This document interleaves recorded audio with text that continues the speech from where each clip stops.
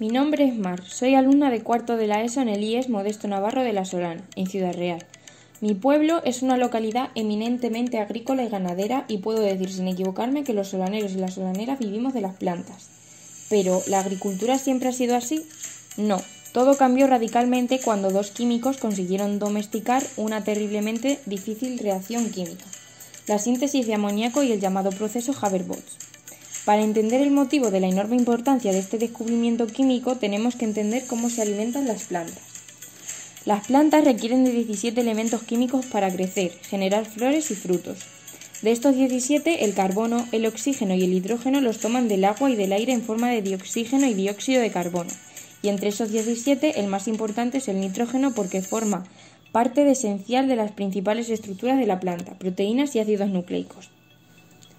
El problema era que el nitrógeno contenido en el suelo de manera natural no era en absoluto suficiente para la demanda de alimentos de finales del siglo XIX y era necesario aportar nitrógeno a los cultivos externamente.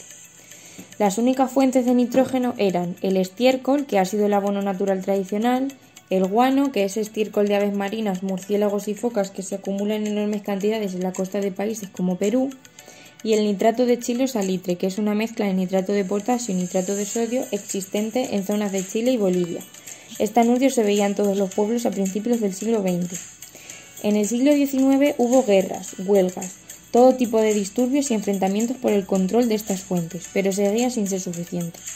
La demanda de fuentes de nitrógeno era tan insaciable que incluso bandas inglesas llegaron a viajar hasta Egipto para saquear las catacumbas de los antiguos faraones en busca del nitrógeno contenido en los huesos de los miles de esclavos enterrados con ellos. También los cráneos de más de 30 millones de bisontes masacrados en las praderas norteamericanas fueron recogidos, molidos y empleados para fertilizar los campos verdes. Todo esto cambió a principios del siglo XX. En 1907, el químico alemán Fritz Haber fue el primero en realizar la reacción química de síntesis de amoníaco a partir del nitrógeno del aire.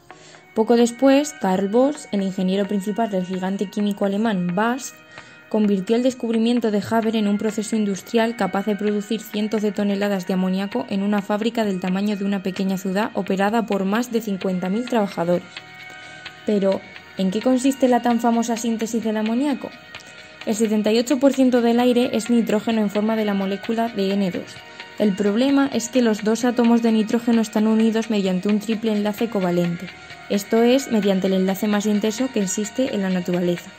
Para sintetizar el amoníaco necesitamos romper la molécula de nitrógeno, lo cual no es nada sencillo. La reacción química global del proceso de síntesis de amoníaco se da entre el nitrógeno del aire, del hidrógeno procedente del gas natural para obtener amoníaco que se usa para fertilizantes y explosivos, aunque esa es otra historia.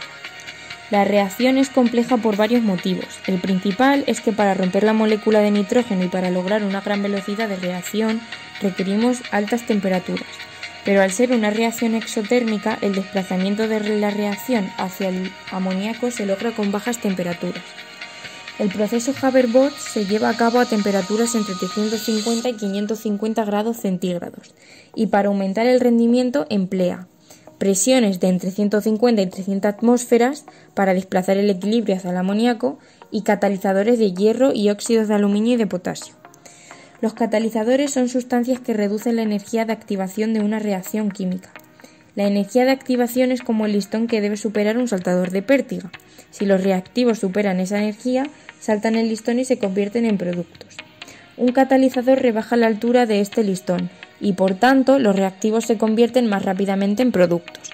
El amoníaco, así sintetizado, se oxida y forma nitritos y nitratos, los cuales se usan como fertilizantes puesto que las plantas los absorben fácilmente y los usan en su metabolismo. Para finalizar y a modo de conclusión, puede afirmarse que el proceso Haber-Bosch fue el descubrimiento químico más importante del siglo XX y permitió la explosión demográfica que hizo crecer la población humana de 1,6 a 7.000 millones de personas en menos de 100 años.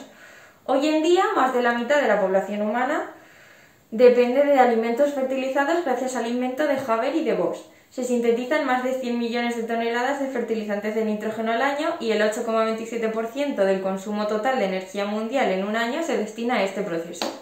Podemos decir que el pan estaba en el aire y que se necesitó de la química para materializarlo.